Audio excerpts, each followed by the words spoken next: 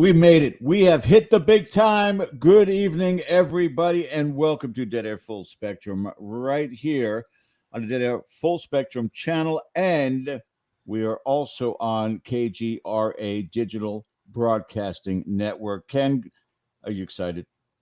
I'm excited. I was just wondering, were you doing some welding out in the yard or what's going on with it? No, when you reach this celebrity status, this is the kind of thing that, this is what the big time looks like, Ken. All right, dude. I didn't get the memo on You that. did not get the memo. All right. Well, we'll hold this for the next time then.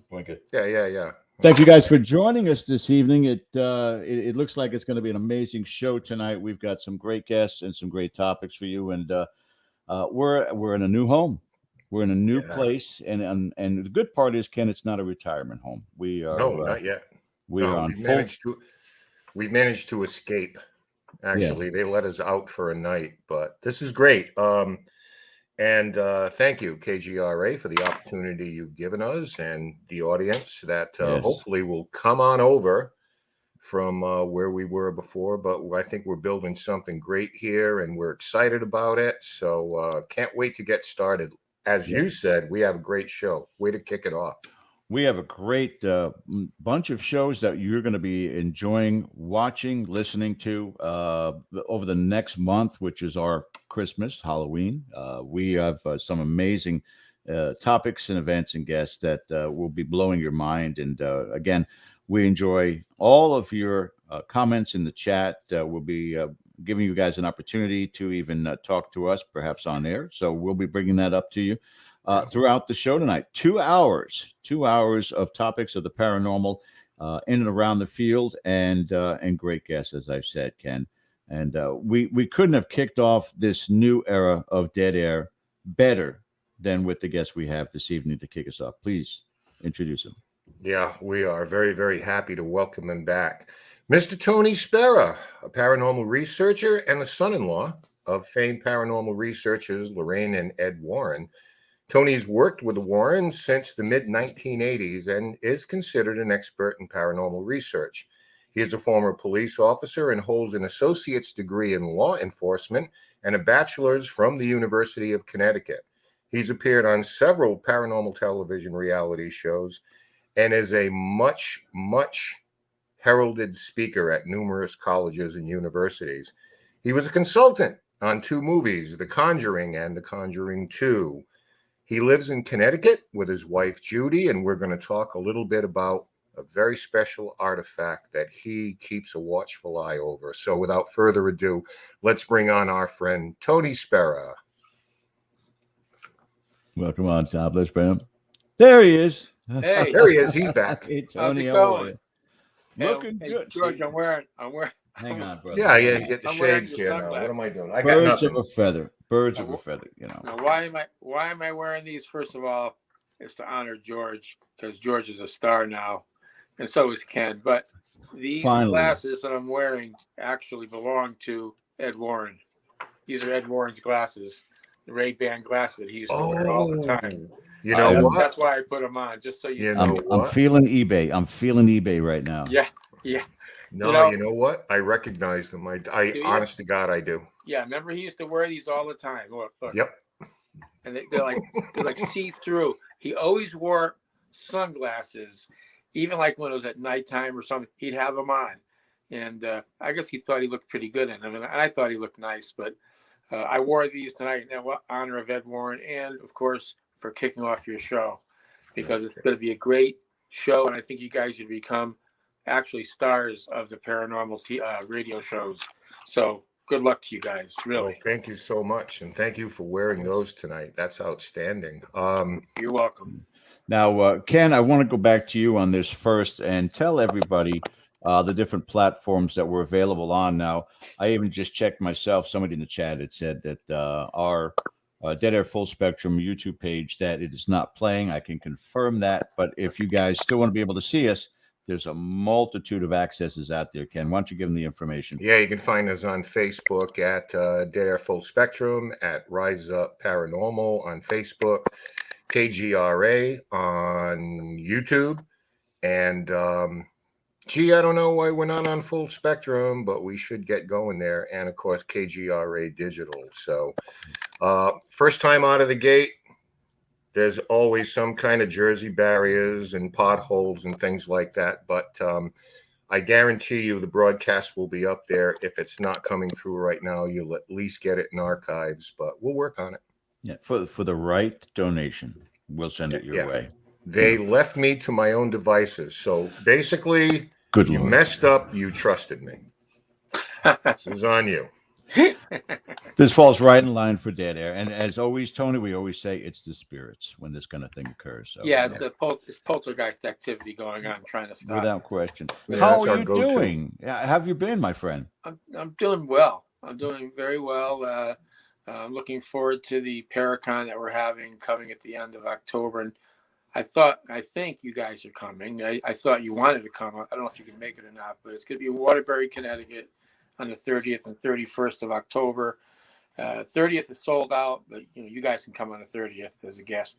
But the 31st, we still have some ticket sales. Anybody wants to come to that Paracon, where we will be showing artifacts from our occult museum too, can go to www.warrens.net. That's warrens.net and go to ticket sales. But I want you guys to show up there because I want to have some stars there, and you guys are two of them. Yeah, we're not far. I'm not far. I'm Where are far. you, Ken? Are you in New Jersey, Ken? Where are you? No, I'm in Rhode Island. Oh, so you're quick. Yeah. So Rhode Island to Waterbury is about an hour and a half or so, 2 hours. An hour and a half. Yeah, it's like driving to the Cape for me. Not a big deal. So I wish you'd come, and if you want, you can come on Friday night. It's at the Courtyard Bar Marriott. Friday night is the VIP party. We're having the guest speakers will be there and some invited guests and myself and my wife from 7 to 10. We'll have hors d'oeuvres and everything. So if you guys can make it, you can had come me Friday at night, party. or you can come Saturday, you can come Sunday. It doesn't matter. You had me at party. There you go. There you go. And the artifacts that I'm going to bring, one of them is going to be, of course, because everybody asks, the real Annabelle doll is going to be shown there that night, that day. Star of the show. Yep, and the movie Annabelle doll will also be there as a juxtaposition of what they use for the movie, which is more of a ceramic, scary-looking doll. Right. Also, the satanic worship idol that was found in the woods in Sandy Hook, Connecticut, back in '91 by Ed Warren. Well, he didn't find it. He was called by a young man who was deer hunting in the woods, and he stumbled upon this satanic ritual object in the woods. And he called when he finally got out of the woods.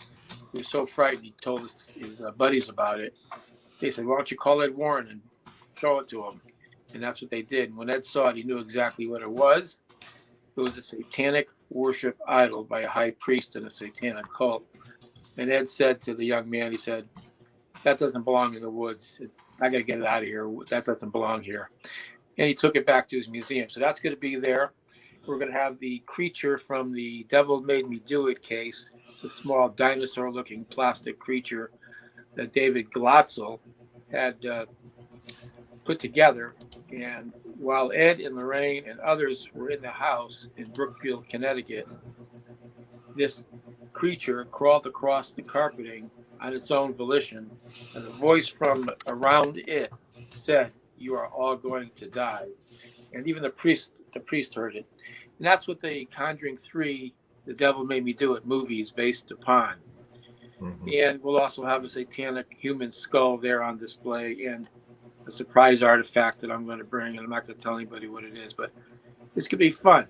And I want you guys there. There's going to be a lot of people there. The first night we have sold out over 1,000 people. The second night will be probably by then it'll be sold out also. So yeah. Well, congratulations. Thank you. We got good guest speakers there. We got Ryan Buell. We got nice Carl Johnson, as you guys know, Carl and Keith Johnson. Absolutely. There, James Anito, the deacon, and he's going to talk about demonology. Corey and Jen Heinzen from the Conjuring House in Harrisville, right in Harrisville, Rhode Island. They own the Conjuring House that the movie Conjuring 1 was based upon. They're going to be there as speakers also. Wow. A UFO guy will be there talking about UFOs, and I know you guys are, I think you're interested in UFOs, and so am I. Oh, yeah. That's very much. Fun too. That's gonna be fun. And so I want everybody that can come to come. And we're gonna have my wife will be there selling her costume jewelry that's made from Lorraine's costume beads. And 100% of the sales price goes towards animal charities, animal rescues, because Ed and Wonderful. Lorraine Warren were really, really big time animal lovers and rescuers. So Judy thought as a nice honor, honor to her mom, that she took all her costume jewelry, broke up the beads of these bracelets and necklaces, and she makes what she calls Lorraine Warren bracelets, sells them, and 100% of the profits go to animal charities like Pets for Vets, Gentle Barn, My Dog Eats First, the wildfires that were out in California, she sent money. The floods in Louisiana, she sent money for the animals, etc. But it's gonna be great, and we're gonna have a lot of merchandise for sale: books, T-shirts, hoodies. My lead investigator, Dan Rivera, he has a T-shirt business. Yep, he has a T-shirt business. Many different varieties of Warren logos and things like that. Mm-hmm. It's gonna be great. It's gonna be great. Yeah, it sounds like, first of all, you have a lot of friends of ours coming, because there's not a person you mention that that I don't have some kind of personal relationship with. So that's awesome. Tony, give everybody the dates on that again, please. It's going to be October 30th and 31st, but if you're going to buy tickets, it's going to be for the 31st, which is Sunday, which is Halloween, because the 30th is sold out. So October 31st, get your tickets at warrens.net, www.warrens, which is plural, warrens.net. And we still have limited tickets available. So if anybody wants to see me, to see all those speakers I spoke about, please come. And I got to say something, and this goes to Ken DaCosta also. As you know, Tony, Ken has the Ocean State Paracon, Yes. and he's got another one coming up here soon. But it's always been about charity, something that is, I think, sorely missed as far as the opportunity is concerned within this field for so many years, as you well know. Yeah. A lot of these events would be anywhere up to $350 to go out and rub elbows with the elite and the paranormal, those that are on TV, and while that's a wonderful thing, where were the contributions going back to? And for some of them, it was the preservation of the locations that they were investigating. But when you do the things that you have done and Ken's done, it speaks volumes, as far as I'm concerned, for the character of the individual. So on behalf of the paranormal field, I know I'd like to say, for both of you, thank you. Well, thank you, and thank you to Ken. And it's a pleasure to do it. Thank you for having me on, in fact. But what we're going to also have here, I'd like to mention, is Ed Warren back in the 90s. He came up with this idea after hearing about it from Dr. Raymond Moody. And he heard about what's called, you guys probably know what this is. It's called a psychomantium. Mm-hmm. A psychomantium, for those who don't know, is a darkened room. A room that's blackened, actually. They use blackout shades on the windows and everything. It's so black you can't see your hand in front of you. A small room. And what you do is you get a mirror, say a 3-foot by 4-foot mirror. Put it at an angle against the wall. Then you would have a chair, say 3 feet, 4 feet from the mirror. And behind the chair, you would have like a small red glowing light, maybe a 10-watt bulb behind you. So all you could basically see is just barely see the reflection in the mirror. And you would sit there and wait. And you would try to see, by staring into the mirror, if spirits would come through. Now that's similar to scrying or crystallomancy, but it's something that Dr. Raymond Moody came up with in his book. And Ed Warren said to me, I'm going to try that. And he did. Ed Warren did try that in several houses that he went to. He built a structure you could put together on site with the black curtains, the mirror with the light, and tested it out in various places. So in honor of Ed, I'm going to have a separate room at the Paracon with a blackened tent, a big tent, about 12 by 12. Nice. Tent is going to be totally blacked out with the psychomantium set up. Now, why am I mentioning this? Just for jollies? Well, people are going to be interested to see it, Oh, yeah. I'm going to charge a minimum amount to go in and sit there for several minutes just to experience what it's like. But this is the good part. Any money I make from having people buy a ticket and walk into the Sacromantium alone and sit there is going to go towards Wounded Warriors Project. So Wonderful. Something 100%. Ken's familiar So with. I Absolutely. haven't decided if I'm charging $5 per person or 10. I don't know. But every dollar is going to Wounded Warriors. That's our little contribution to the heroes, the military heroes that we just take for granted. And these men and women that come back so injured physically and psychologically, and we just fluff over it. As a general population, we hardly ever think about it.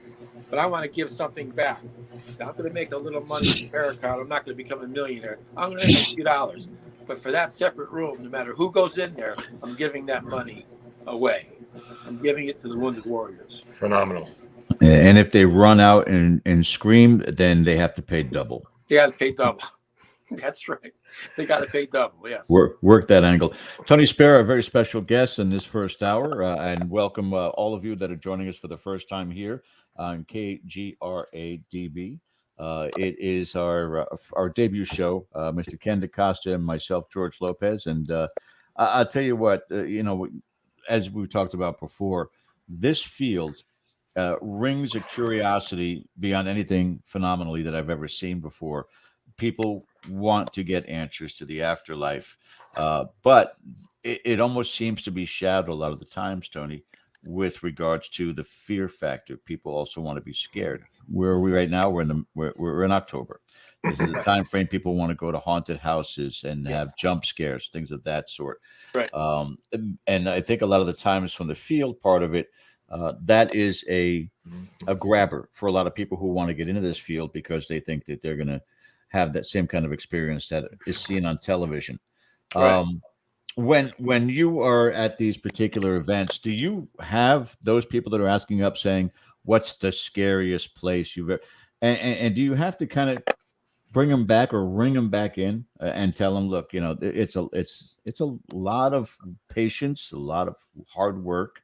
And a lot of disappointment. But when those moments do come, and it doesn't necessarily have to be a jump scare, it's an amazing experience. Yeah, it is. And the thing is, I can understand people wanting to know things such as what you just said. What's the scariest thing you ever encountered? Have you ever seen a ghost? I understand all that. But I also know that the reason why we do this is to help people that are tormented, that are being attacked, that can't live a normal life. Ed Warren started the New England Society for Psychic Research because he lived in a haunted house. He didn't do it just because he felt like doing something different back in the 50s. He grew up, he was born in 1926, and from age 5 to age 12, he lived in a haunted location, a house in Bridgeport, Connecticut. And when he turned 16 years old, he was out of the house by then, and he met Lorraine. And he said to Lorraine, he goes, when I get out of the Navy, he joined the Navy on his 17th birthday in 1943. He said, when I get out of the Navy, I'm going to find out about if other people have been tormented and scared and frightened so badly like I was. And Lorraine, who never grew up in a haunted location, didn't know much about anything about ghosts. She was very religious. She said, Ed, you guys are all reading the same books. There's no such thing as ghosts. And Ed looked at her and pointed a finger at her and says, Lorraine, you're saying that because you didn't live in a house like I lived in all those years. I know it's real. And that's what he did. When he got out of the Navy, he wanted to know if other people experienced the fright and the torment that he and his twin sister, Babe, went through. And so that's what started Ed into his quest of investigating. So, yeah, I understand when people say, oh, what's the scariest thing you ever saw? Have you ever seen a ghost? It's similar to like a police officer when he goes and saves a child. He saves people in a car accident. he rescues somebody, right? But then he goes to a party, and the people say, "Oh, you're a cop, huh? You ever shoot anybody?" And it's like, it's a ridiculous question. I mean, you're not getting the notoriety for the good stuff either. They're not like, that's not the reason he became a cop, was to shoot somebody. He wanted to save people and protect people, but everybody got it wrong. They're thinking the opposite. So, yeah, I might see a ghost, something terrifying happened to me, but that's not why I'm doing it. Yeah. And anybody who gets into this field, who does it to get excited and to be entertained, is doing it for the wrong reasons. Yeah. You know, they're doing it for just That like doesn't last long. doesn't last. No, it doesn't last long. No, not really. And you get gratification from helping others. Wow. Having somebody hug you at the end of an investigation and saying, you know, you saved our life, you saved our family. That's what it's all about. You know, that's what it's all about. Makes a hell of a difference. And the thing is, too, though, you know, I want to know what happens after I die. I want to know. Well, I know because I'm a religious person or spiritual person. I know there's an afterlife. I know there's a God. And I know that when I die, when I take my last breath, if I've been a good person all my life, and if I did believe in Christ with all my heart and soul as my Savior, I know I'm going to go to a good place. I'm going to go to a wondrous place that defies description. Like one time I said to Ed Warren, I said, Ed, are you afraid of dying at all? Aren't you a little bit afraid of dying? He says to me, he goes, no, kid, I'm not afraid of dying, but I know you are. He goes, because you lost all your family so young. He said, but I'm not afraid of dying. And I said, well, why not, Ed? He goes, because I know what happens after you die. He says, there's so much evidence of the afterlife from our investigations. He goes, I know that I'm going to a place that's so beautiful that it defies description, and it's going to be so great and joyous. Why would I want to come back to this? That's what he used to say to me. And it kind of comforted me because I knew that he knew what he was talking about. So that's where I come from. I know that, of course, nobody wants to rush it. You don't want to rush death. Yeah, you want no to hurry. enjoy, because we're so used to this body and the things that the body can let us do. But if you ever watched or heard people talk about near-death experiences, many, many times they're saying they never wanted to come back. They wanted to stay where they were. It was so beautiful, so glorious, so loving that there was no jealousy, no envy. There was no anything, no pain, except joy and love. They felt so comforted, and they felt like they were home. So, and this is from many, many different people, hundreds and thousands of people who have had a near-death experience, who relate how beautiful that they can't even describe the colors. The colors were beyond description. The atmosphere, the love that surrounded them so much is thousands of times more than any kind of love we could describe here on Earth. This is more like a training place, I think, for us to kind of get towards not purity, because we'll never be pure, but to kind of learn those lessons of life that we should learn. And the main one, the biggest one that we've never conquered never conquered it unconditionally, is love. You can say, hey, I love you, Tone, and then 10 minutes later, because you got mad at me, you don't love me anymore. That's not unconditional love. Like a boyfriend, girlfriend. Oh, I love him so much, I'll die without him. Then he cheats on her, and then she says, I hate him, I don't want to ever see him again. That's not unconditional. That's not unconditional. That's not unconditional. Here comes the prettier girl now. Yeah. That's not unconditional love. That's something else. To learn love the way we're supposed to, the way God wants us to, is something I don't think anybody here on Earth can really attain. But we will experience that kind of love when we pass from this earthly plane. No. And this is just a temporary existence. Our eternal existence is yet to come. Well, Tony. Wise words. Tony, I love you. I love you too. I love you too. The moment. And the thing is, I try to be honest with you. I try to have compassion and heartfelt compassion and love for other people that I don't even know. Like when I meet somebody on the street, it sounds corny, it sounds stupid, because when I was a kid, I was a wise guy. I was like make fun of somebody or just thought I was a tough guy and didn't really think about things like that. But now, as I'm older, I want to know about everybody. I want to know their thoughts, their feelings. And then I want to understand why they may be angry, why they may like hate somebody, and what's going on in their life, because everybody has their own story, right? So the more that you can understand others, I think the more it enriches us, just because I'm nothing special. I'm special in God's eyes, but the population of the world, I'm no better than you, George. I'm no worse than you, and I'm no better. So if we can understand that part of it, that we're no better or worse than anyone else, the homeless guy in the street or some big famous movie star, they're no better and they're no worse. We're all the same in God's eyes. God loves us the same. And he wants us to love others. Love your neighbor as thyself. He wants us to be that way, but it seems like we can't get there. We can never seem to get there. So, but I'm working on it. I'm working on it, George. That's the key to the whole thing. We're all working on it. We're all a work in progress. Exactly. Absolutely. Yes. Yeah. Don't Mr. forget DaCosta, I know you had some questions regarding Sure. a doll. I think so. Tony, of course, you're closely associated with the Warren Occult Museum, and that means Annabelle. Mm-hmm. For a lot of people, I want to kind of circle back to this a little bit because there's so much urban legend and false narratives surrounding this particular item. And I want to bring up something here. And of course, on the left, you see from the Warner Brothers movies, Annabelle, and the actual Annabelle that resides and has since what, 1970, Tony? Or Yeah. 71? It was But 71. yeah. 1971 is when Ed got called out with Lorraine to an apartment complex in Hartford, Connecticut, Mhm. and these two nurses.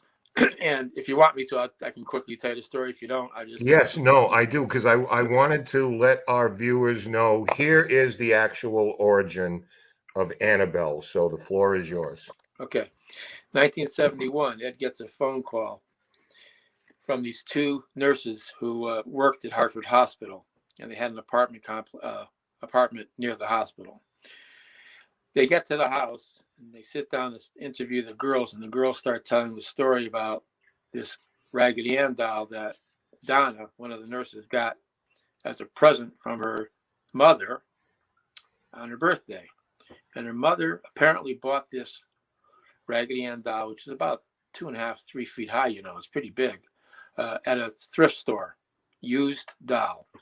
And so she bought the doll, gave it to her daughter, and her daughter liked dolls, as a lot of young women. She was about 27, 28 at the time, liked dolls. So she bought her the doll, and she was happy. Donna was happy. And Donna lived with her roommate, another female nurse. And she used to carry this doll all over the house and talk to her and say, okay, we're going to have breakfast now to this Raggedy Ann doll. Mhm. She even bought a little gold bracelet and put it on her wrist and treated her like a little doll. And so one morning, as they were sitting at the breakfast nook, and the roommate was there also, as they were sitting there conversing, suddenly the doll's flimsy arms both raised up, levitated, and both of them onto the top of the breakfast nook table. Now, even as a paranormal investigator, I think I'd be a little frightened if that happened to me. No But doubt. they weren't even scared. They were more intrigued than scared. And the roommate looked at Donna and said, "Hey, that doll's trying to tell us something." And then she said, "You know what? I know a psychic, and we could do this. We could have like a séance and find out what she wants." So Donna was agreeable. She said, "Okay, let's have a séance. Call your friend." She calls this psychic friend of hers. She comes to the house that night. They had a séance, and they're in a circle in a séance at the table. And the psychic is going into a meditative state and says, here's what she says. She says, "I'm feeling and sensing there's a little girl that was killed outside your apartment complex. She's about 7 years old. She was killed in a car accident. And her name is Annabelle. And Okay. she's now residing inside your doll. The spirit of Annabelle, the little girl is in your doll. Now, let me just put a little caveat here. God would never allow a spirit, a human spirit, to enter an inanimate object. I mean, just think about it. You think your grandmother is in your chair, your grandmother is in the TV set. That's not going to happen. It doesn't happen. God doesn't allow it. But these two women believed the psychic when she said that. So now the two girls are really treating the doll with reverence, like, oh, this is a little girl. We have to treat her nicely. They used to leave the apartment and go to work together on their 4 to 12 shift, we'll say. They come back, and then Donna one day says, I would have swore I left Annabelle on the couch. Now she's in their bedroom. So they were kind of concerned. The next time they went out, they come back, and Donna had purposely left the doll's legs crossed on the couch. Comes home, the legs are uncrossed. Now Donna's saying, look, nobody's been in here, right? And the roommate say, no, nobody's been in the apartment. So now Donna says, well, maybe the superintendent is playing tricks on us. Maybe he's fooling. He's a young superintendent. Maybe he's kidding around with us. Sure, reasonable. And he's coming in. So they set up the apartment they put Scotch tape on the bottom of the entry door, and they put the carpet or the rug in the front of the door where they knew that it would slip if somebody walked in, it'd move. They come home from their shift that night. Nothing's been disturbed. The tape has not been broken. Nothing's disturbed. They walk in the house. The doll moved again. Instead of being on the couch, it was in the bedroom. Then now they're really concerned that something's going on, but they can't figure out what it is. One night they come home. There's a piece of parchment paper underneath the bed, and written in crayon, it says, "Help me." Now, they don't have parchment paper or crayons in the house. They're dumbfounded. But what had them call Ed and Lorraine, it wasn't any of that, even though they were getting more and more concerned. What made them call Ed and Lorraine Warren was one day, Lou, who was the fiance of Donna, used to spend a lot of time at the apartment. He's sleeping on the couch. On the other end of the couch is the doll sitting on the couch. He suddenly wakes up with a start. He jumps to his feet. He's sweaty. His heart's racing. And he's holding his neck. And Donna's like, what's the matter, Lou? What's going on? He said, I just had the worst nightmare I ever had. She said, what is it? He said, I had a dream that doll there was crawling up my leg and got to my neck and was trying to strangle me to death. And he's sweaty. So Donna says, okay, well, relax, Lou. He grabs the doll off the couch, picks the doll up, throws it across the apartment, lands on the floor, and he says, that's just a Raggedy Ann doll, and that can't hurt anybody. With that, when he said that, 7 psychic wounds appeared on his stomach and on his chest. There's 4 on his chest, 3 on his stomach, like slash marks. Came right through his T-shirt, and you can see the blood. Now the girls are panic-stricken, and so is Lou. And they're thinking to themselves, wait a minute, something's wrong. This is no 7-year-old girl inside this doll. Something's evil here. They called Father Richard Nolan, who was an Episcopal priest in Hartford. He says, you know what? I don't deal with this stuff, but I know a guy who does. Why don't you call Mr. Warren? He knows all about that stuff. They did. They called Ed and Lorraine. Ed agreed to come out. He came out to the apartment and he spoke to those girls and did the interview. And then they said, well, Mr. Warren, we don't want this doll anymore. What do we do? And Ed said, well, you know what? I'll take it back to my apartment to my house out of your apartment. And he put it in the car, in an old beat up car back then. Put it in the car, but the car ran good. And he was driving home and the car was lurching and the car was jerking around, stalling. Yeah, they stayed off they didn't Ed say we gotta stay off highways. We gotta stay off. Yeah, something like that. That's right. And at one point, Ed actually did have to stop the car. That part in the movie was correct. He did have to stop the car, and then he he put holy water on the doll and did the sign of the cross in front of the doll, trying to calm it down.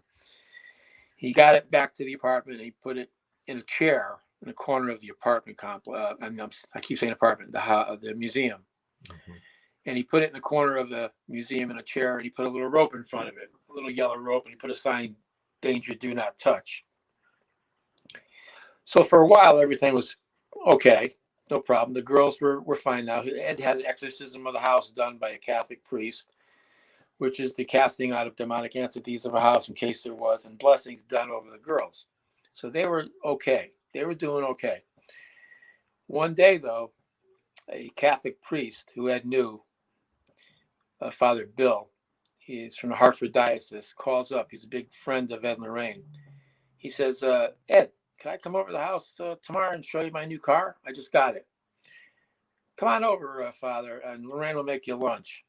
So he comes over that day, sits down with Ed and Lorraine, has lunch. He's happy. Everything's fine. He shows him his car. He was proud of it.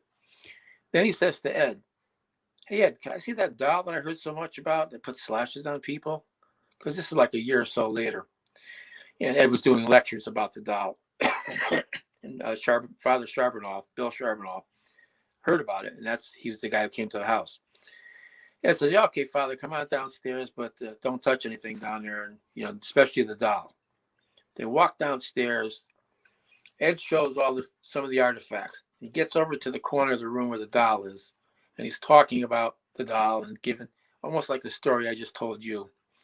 He gets to the part with Lou and the slash marks on Lou's chest. The priest, before Ed could stop him, grabs the doll, just like Lou did, over the rope, picks it up, throws it across the museum onto the floor and says, God is more powerful than any devil or demon. And Ed's like, Father, what are you doing? I told you not to touch anything. That's very dangerous. The priest says, I don't care. God is more powerful than any devil or demon. And Ed says, Father, you're right. God is more powerful than any devil or demon. But no man is. No priest is. You shouldn't have touched it. I have a question. Priest didn't want to know. Yeah, I want to jump in. Okay, so here are two people who essentially did the same thing. For whatever reason, decided that they're going to lay hands on this doll and in anger, disbelief, disgust, or whatever, throw it across the room. Do you think there's some kind of correlation to that reaction in two different people and one a man of God?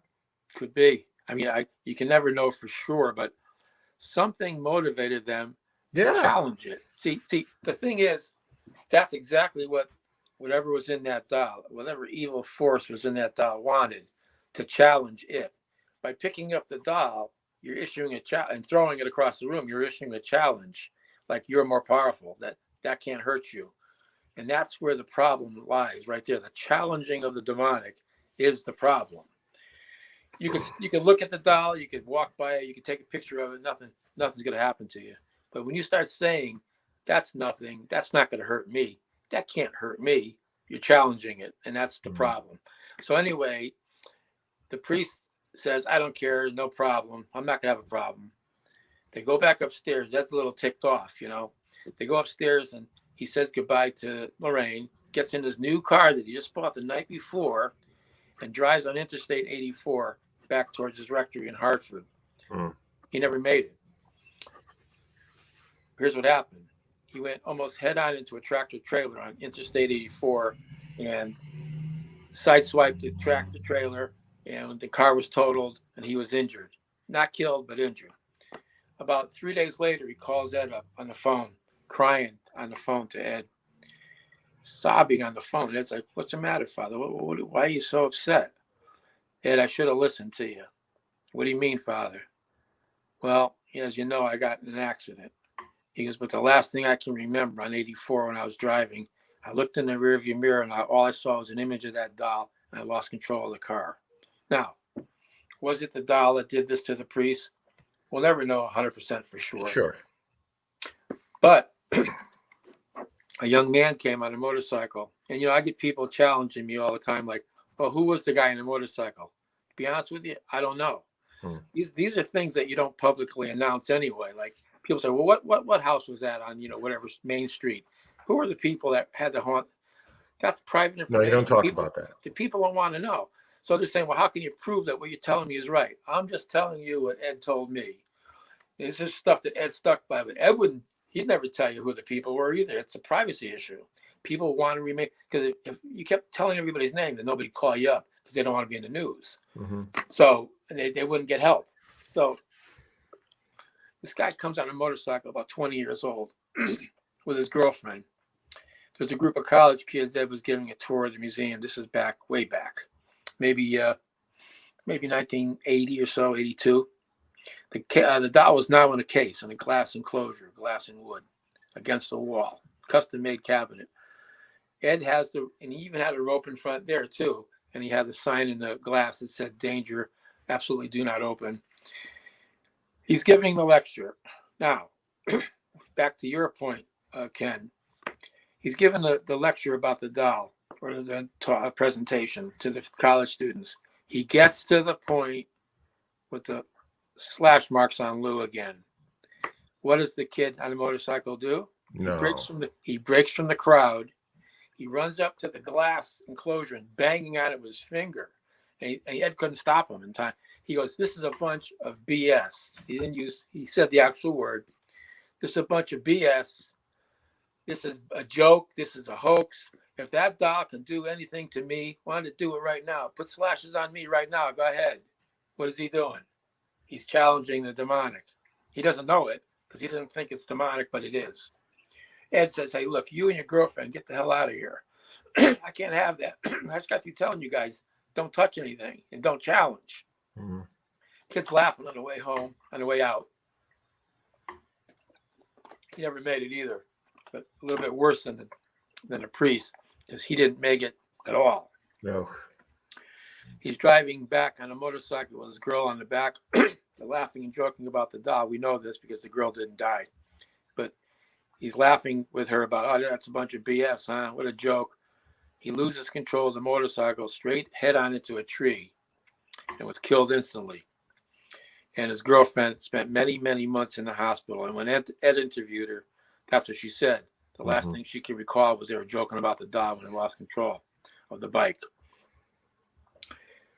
Why would you challenge the demonic? Why would you challenge something you don't know about? To me, it's almost like if I handed you a gun and said, "By the way, there's nothing in it." Well, wait a minute. There might be a bullet in the cylinder. Just spin it and pull the trigger, because probably nothing's going to happen to you. Let's find out. But let's see. I don't think anything's going to happen to you. Don't worry about it. And then you pull the trigger and the gun goes off and shoots and kills yourself. Why would you challenge something you're not familiar with, you know nothing about? Because you don't see it doesn't mean it doesn't exist. I tell people this all the time. Like, you can't see the wind, but the wind is there. You can't see your mind, but your mind is real. If somebody says, like, when they say to me, like, well, how do you know something's real? Your mind is real. Everybody agrees that you have a mind, a brain, but a brain is separate from the mind. Your mind is something else. Or if I said to you, I had a dream last night, and I had a dream of that I was on a mountaintop in Mount Everest, and I was climbing a mountain, and I fell down. And they'll say, "Well, prove to me you had that dream." How do I prove I had the dream? Right. How do I prove it? I mean, so people say, "You got to prove that to me." If you can't prove it to me, it didn't happen. That's BS, scientific BS, just to skirt the issue of God. Because if you can't prove the existence of God scientifically, then there must not be a God. Well, you can't prove you had a dream last night, but you had a dream. So, come on. So, I think that's some of the arrogance that we take with us. If we don't know what it is, then it can't exist. And I mean, we're always evolving. You look at technology, the way we live it right now, that was just science fiction decades and decades ago. Right. You're listening to Dead Air, our very special guest here for our first hour, the amazing Mr. Tony Spera. We've got about 10, 12 minutes here. I want to bring George back in, but I wanted to ask you about the museum, because this is something the last time we chatted, I don't think I had a chance to ask you, and I regretted it, because I just want to know what you think about this. First of all, I want to put up a picture of just a little bit of the haunted museum. Now, I'm going to assume, Tony, and you tell me if this is not the case, that there are multiple entities contained within those artifacts of that museum. Yeah. Is that a fair statement? Yeah, it is a fair statement. Okay. Yes. Do you think these entities are aware of each other. And Yeah. the second part of that question is, do you find one in particular that kind of lords over the rest? That I'm not sure of. I can't tell you one lords over the rest, but Okay. Birds of a feather flock together. You know what I mean? So if there's evil entities, they like to stay together, like to stay around each other. Now, remember that even evil entities can lie dormant for a time, and ghosts can lie dormant. Human spirits can lie dormant. Ghosts can lie dormant. But sometimes they get activated. How would they get activated? Well, go into the museum and start asking questions about, hey, is there anything here? There's nothing here. I don't see anything. I don't think there's any ghosts. You could activate by your presence, not only just by your presence, by your aura. Mhm. Aura. If you have something about your aura that the entity is attracted to, then you could activate. In other words, you walk into a party where there's 100 people in a party, right? Say when you're a teenager and you went to a dance, you went to a party after, and there's like 100 people in the house or 50 people. You feel like the odd guy out. You feel like, geez, I don't belong here. You're Yeah. standing in the corner. All of a sudden, you look over in the corner, and you see a guy or a girl. Instant rapport, like an instant feeling of friendship or something familiar. You start talking to that person, it's like you knew him forever. That's like attracts like. Same thing in the spirit realm. Like attracts like in the spirit realm. In the demonic realm, it might be something, a weakness in you that it's attracted to. So if you have a weakness in your aura, your supernatural glow around your body, if you have a weakness there, you could activate the demonic that wants to come to you or go to you, get to you through your aura. So that's why some people in a haunted house will say, well, I went in the house, like Amityville. Oh, I went in the Amityville house after, or a family moved in. They report nothing wrong. That's because the entities there were not attracted to their auras. So I'm glad that you had some noise going on there, but it's gone now. So Okay. it's the aura that demonic is attracted to, and in the spirit, even in the spirit realm, an earthbound spirit would be attracted to your aura. That's why if you go into a cemetery and 20 people take a photograph with the same camera in a row, and only one person gets the orb, they're attracted to that person. Going through a process called psychokinesis or psychokinesis, thought picture, going to the person that it's attracted to. So, those entities in the museum, they could just lie dormant. Of course, remember, there's prayers that's been said there. There's been binding prayers that have been said by priests many, many times in the museum, blessing every object and doing what's known as binding ritual prayers to keep whatever's there. Like the electronic dog fence that you heard about, when the dog can only go so far and stops. The prayers only allow the evil to go so far, and it holds it back, holds it in abeyance. So that's the museum for you. I think there are entities always there. With an awareness of each other. I always Right. wanted to ask that because, of course, we point to certain ones as being more, overt than others. But if there is a spiritual realm and there's a certain awareness there, then it all makes sense. One last thing, Tony. People who believe it now that they can basically find you, go knock on the door, say, hey, we'd like a tour of the museum, might be a bit disappointed. Could you just briefly tell us a little bit about your decision to kind of, I think a lot of it is just being a good neighbor, but just, kind Yeah. of closing the museum, Yeah. unless there's a special occasion. Right. I had to close the museum because the zoning department in the town of Monroe sent me a cease and desist letter. Now, remember, Ed was giving tours of that museum for decades. Mhm. Decades. He'd have 7 to 10 people there over the house, and they'd pay a small fee, $12, $15 to see the museum. He'd talk for 2.5 hours or so with them. But when Ed got sick, I started doing the tours. Now, I guess I was a little overzealous because I would advertise the tours, and I'd have a lot of people come, and they'd pay money. and I'd split the money with Lorraine, 50-50. She'd sit in the house. She wouldn't do much. She'd come in, she'd greet the people, say hi, talk 10, 15 minutes. But I would give the whole tour of the museum. Then I would take them to the cemetery down the road, show them how to take psychic photos. Then I would take them to dinner, all for a set fee. And then whatever I made off of it, I'd give 50% to Lorraine to pay her bills and 50% for me for the time. It was a good deal. Lorraine loved it. She liked talking to the people. But one night I overbooked it. I had a lot of people, and there was people who were coming in and out of the museum at night. I remember I was only opening it for 1 day a week on a Saturday from about 6 to about 8 o'clock at night, 2 hours. But they were gathering on the street, like waiting to go in, smoking cigarettes.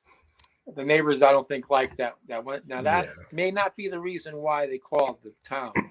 When the movie came out in 2013, there were people coming up and down the street all hours of the night, knocking on doors. Hey, is this a museum? I heard Oh boy. Yeah. And I think they knocked on the wrong neighbor's house one night about maybe midnight. Not sure. Hey, is this the museum still open? Is this it? No, it's across the street and it's not open. Get out. Got ticked off. Called the town. Town sent me cease and desist. I stopped for a while. Then I said, I'm going to appeal this. That doesn't seem right that I can't have a tour for 2 hours on 1 day a week. When people could have Tupperware parties, they could have, Max, the female cosmetics, and all these other things at their house, and nobody says a word. So I went to the meeting. I gave my spiel for about 30 minutes, and they said, "We'll let you know in a couple of days. We'll look over our bylaws." Not even 2 days later, they sent me a letter, cease and desist. If you keep it open, we're going to charge you $150 a day, and if you defy that order, we're going to take you to Superior Court. So I said, it's not worth it. Make a long story short, I looked for a place in town, a commercial place, because they said I wasn't properly zoned. So I said, I'm going to move the museum to a commercial location. I found a location right on Main Street in Monroe. I agreed on a price with the gentleman who owned it. He goes, well, let me just go talk to the town and just tell them what's going to go in there. So he goes to the town and says, oh, I'm renting out my building. Well, what's going in there, sir? Oh, we're going to have a museum. Oh, a museum, huh? Yeah, a paranormal museum. The town clerk looks in his bylaws. He goes, no, there's no mention of a museum in here. You can't have a museum there in town. Nowhere in town. And the guy says, what? You can have everything else. They had an X-rated video store in town. They had, boutiques there. You can't have a museum. So now I went to the town and I appealed that, right? It took me 9 months to get the appeal process. And I went to the hearing in front of all the councilmen. We'll let you know. They didn't let me know. I had to call them about 3 weeks later. Oh, yeah, we changed the bylaws. You could have a museum in town now. We added it. We added the wording museum. Oh, great. I call up the owner, Zenny, of the building. Hey, Zenny, I'm all ready to rent the place out and make my museum now. And Zenny says, how much should I tell you I wanted for that? Oh, here we go. I said, well, you told me $2,000 a month. It was a lot for me. Yeah, no. Yeah. I said, he goes, oh, $2,000? He goes, oh, geez, I had a guy about 3 weeks ago call me up. He wants to put an appliance store in there. He's willing to give me $3,100, so I can't rent it to you.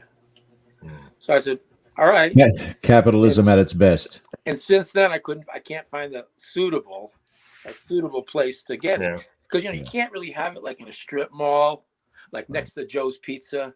I mean, it just wouldn't look right. It has to be a standalone building, and it looks like it would be a nice museum. Yeah, but Joe's Pizza would be doing a hell of a business. Yeah, he would. Look at it that. You know what I'm saying? He would. All right, George, I'm going to bring George. We got about 2 minutes here, George, if you want to just kind of wrap this up a little bit. Yeah, we're up against the clock, but before we let you go, we thank you, Tony, for being our inaugural guest here on the new channel. And please tell everybody about the event that's upcoming again on Halloween. You got about 1 minute, so go ahead. Thank you very much, Thank George you. and Ken. Well, it's the Warren Seekers of the Supernatural Paracon. I wanted to give something to honor Ed Lorraine and their long history. So I figured it'd be the first annual Warren's Secrets of the Supernatural Paracon, and it's a way to get people to see the artifacts, at least the important ones. It's going to be on the 30th and the 31st of October at the Courtyard by Marriott. That's on Grand Street in Waterbury, Connecticut. All you need to do is go to www.warrens.net, and it says right on the front page, buy tickets or buy event tickets. And we're going to have a lot of guest speakers, a UFO guy, the guy and the wife from the Conjuring House, Jen and Corey. We're going to have Keith and Carl Johnson. We're going to have a UFO guy there. We have Ryan Buell there from Paranormal State. And me, of course, Dan Rivera, Chris Galorn, my lead guys are going to be there. And all my team's going to be there. Judy's going to be there selling her bracelets. The Psychomantheum's going to be there. Wounded Warriors, Prophets, got all the Wounded Warriors. I think that's going to be pretty nice. And if you guys show up, Ken, I'm going to get you a nice eggplant parmesan. Oh, and George, and I'm gonna give you some empanadas. I was going to get the Ed Warren sunglasses, but I think those are they're taken already.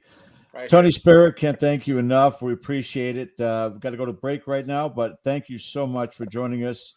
Tony, and, thank you again. We'll have you back again soon. You're very welcome. Title of this show: A Tale of Two Very Haunted Dolls. We'll be talking about Robert the Doll on the other half of the break with our guest, Ron Murphy. You are watching Dead Air Full Spectrum, our inaugural show. Thank you so much for being here with us, guys. Stick around. We still got another hour to go. Talk to you soon. Thank you, guys.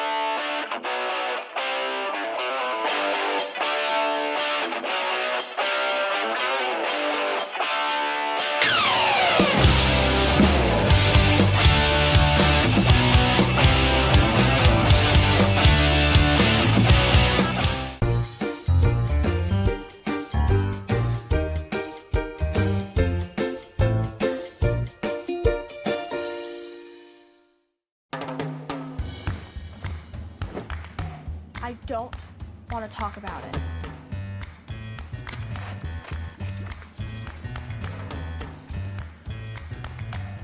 I don't want to talk about it.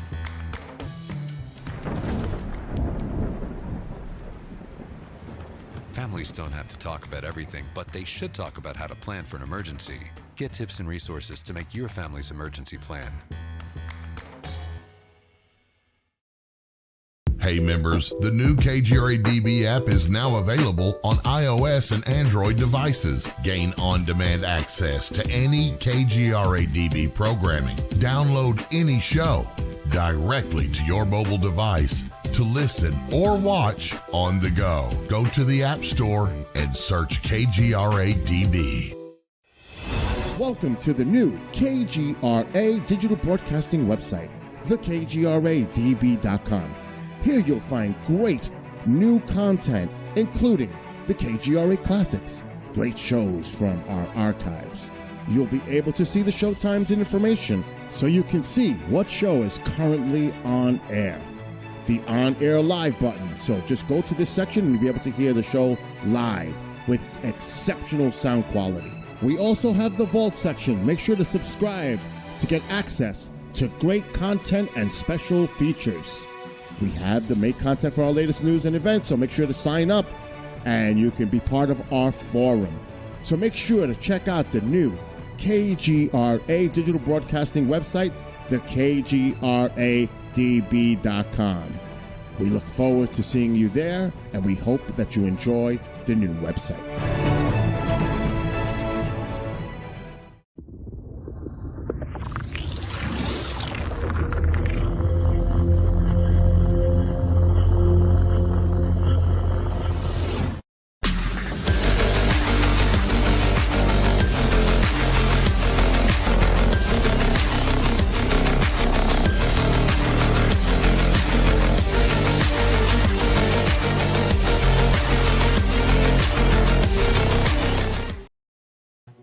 Once again, guys, make sure you do download that KGRA app. If you're out and about, you're traveling, you can still take us with you or any one of the amazing shows that are on KGRA, including some of our good friends, Ken, Tony Rathman, Andrea Perrin, and I think you just did an interview last Friday. Is that true?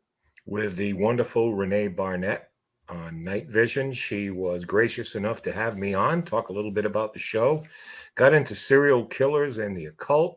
Ooh. And all the real family entertainment type things. But Peter Robbins, so many others. And again, if we don't say it enough, well, if we say it too much, too bad. But we're happy to be joining the stable of such wonderful people and get different perspectives on the paranormal and come along with us for the ride. Thank you, American Warrior. Appreciate it. Actually, we appreciate everybody joining us tonight. We didn't know who was going to show up. We had no idea. This was a we were going to show up.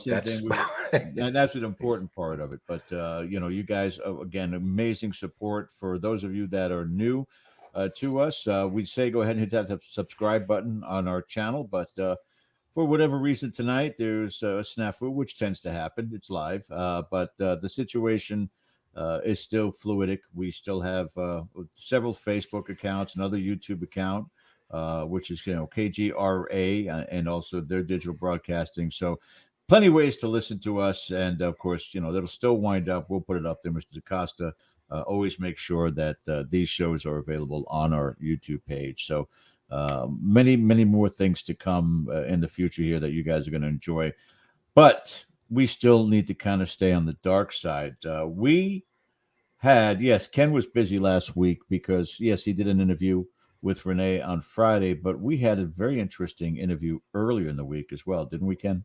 Yes, we did. We talked to a Mr. David Sloan, who runs the Graves and Ghost Yards tour out of Key West, Florida. Oh, Ghosts and Gravestones. Ghosts and Gravestones, yeah. Yes. And he was kind enough to bring us live from the East Martello Museum, home of the infamous Robert the Doll. Yeah. So this is Robert the Doll's debut here on Dead Air, Full Spectrum. There he is in all his glory with his pet dog next to him. So we are actually going to play some clips from that interview and get into some of the minutia. That's not good. I didn't have much makeup on. Do we really have to play them? We do.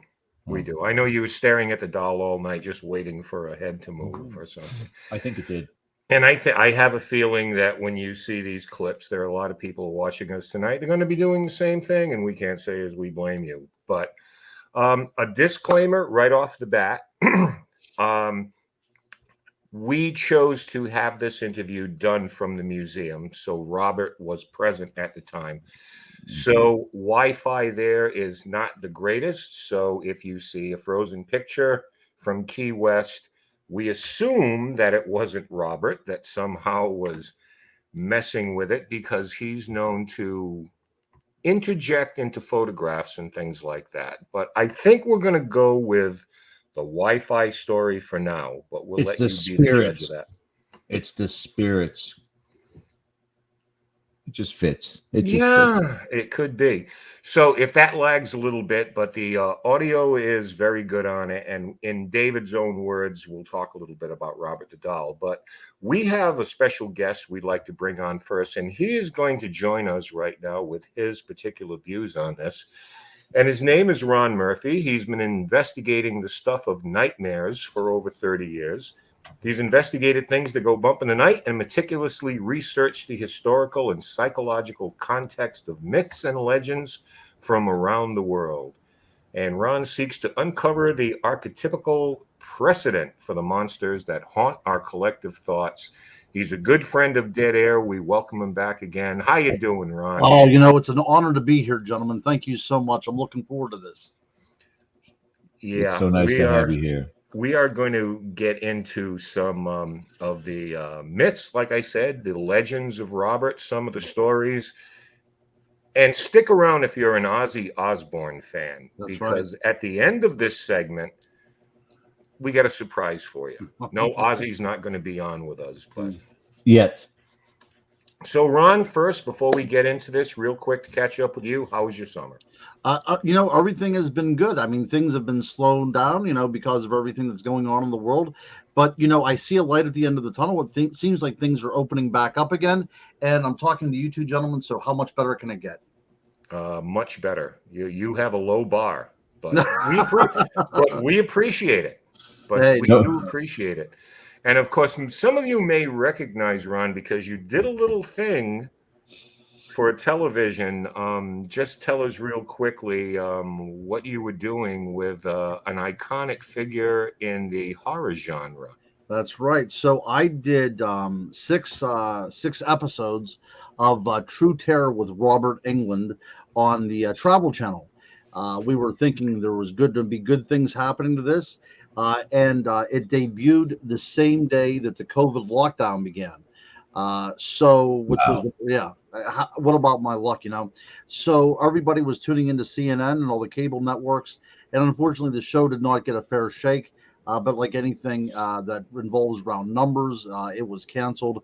But it was a very good show. I did enjoy it very much. And for any of our listeners that are from Canada, I'm actually in the third season of Red Earth Uncovered, which is it's an indigenous station up there, produces some amazing paranormal programming. We unfortunately can't get it down here in the States, but anybody up in Canada will be able to watch it on the APTN television network. Why can't we get it in the States? Is it some kind of a border issue? It is. It's funded by the Canadian government, and I have no idea why they've never tried to sell it here in syndication, because it's really a well done show. But Wow. right now it's just tied up in some sort of bureaucracy about not being able to cross borders. I know. Unbelievable. Our friends to the Great White North. But let's dive into Robert here, shall we? The first thing is like a little bit of background. Robert was a doll that came into possession of a young child named Robert Eugene Otto, and ended up being his constant companion throughout his life. Robert Englund, yes, the Freddy Krueger actor. Yes, absolutely. So there's always been a question of how first Robert came into the possession of Gene Otto. Some have said it was a young girl of Bahamian descent who gave Robert the doll as a gift or as a retaliation for some kind of wrongdoing. Or perhaps that Gene's grandfather presented Robert the doll as a gift because he had traveled to Germany. He was Prussian. He traveled to Prussia. But what's the real story about how he came into possession of this doll? Well, David Sloan explains it thusly. I love legends because the legends do have that nugget of truth. Sure. If you can track them back the right way, they do have that. But his grandfather was dead by the time he got the doll. Okay. So that one's out. But I discovered that Robert was made by the Steiff company in Germany. It was Prussia at the time. And they're the company that invented the teddy bear. His grandfather was from Prussia. And I found documents in a family history talking about how the family would go to Prussia to visit their family there, and that the family there would give them gifts. So we believe that the parents were over there on a trip, and that's when they picked up the doll and brought it back. It probably would have been given to Gene for a birthday present right around his 4th birthday, and he was born in 1900. And that's when he became bizarrely attached to the doll. Now, the other possibility, I communicated with the Steiff expert in the United States and with the one in Germany. And they said another possibility, it could have been made in someone's image. Okay, so as someone who dives into mythology and legends, sometimes at the center of these myths and folklore is a grain of truth. And eventually in the retelling and the overtelling of a story, it takes on arms and legs of its own.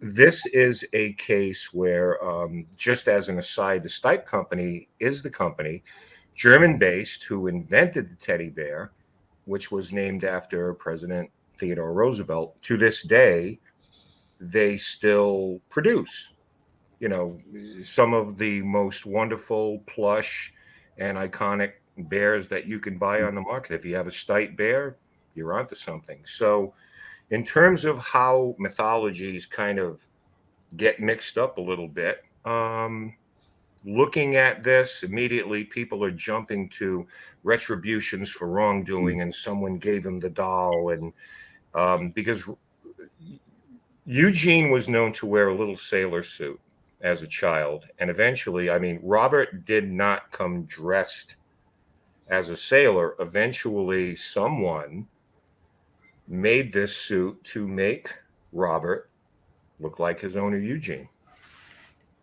Mm. So how do you unpack the mythology, Ron?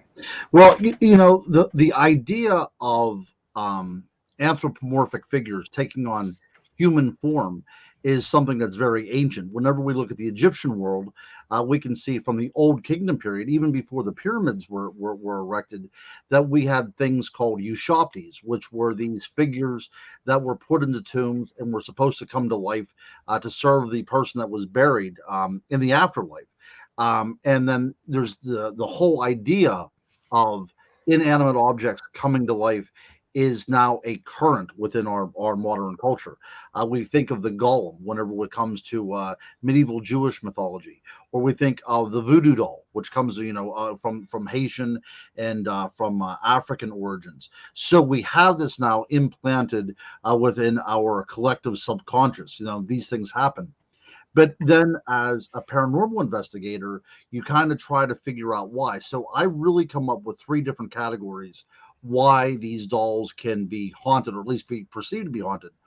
Number 1 is through intention, that the owner of the doll somehow imparts part of his essence to the doll, and it's kind of carried on, kind of like Chucky in the movies, whenever a serial killer now inhabits the doll type of thing. The other thing is through attachment, that it was owned by somebody previously, and after that person has passed on, that his disembodied spirit now attaches itself to that doll. And then the third thing that we come up with, and the most frightening thing, is the idea of possession, because a child's doll is something that's benign. It's something that doesn't necessarily strike fear into a person.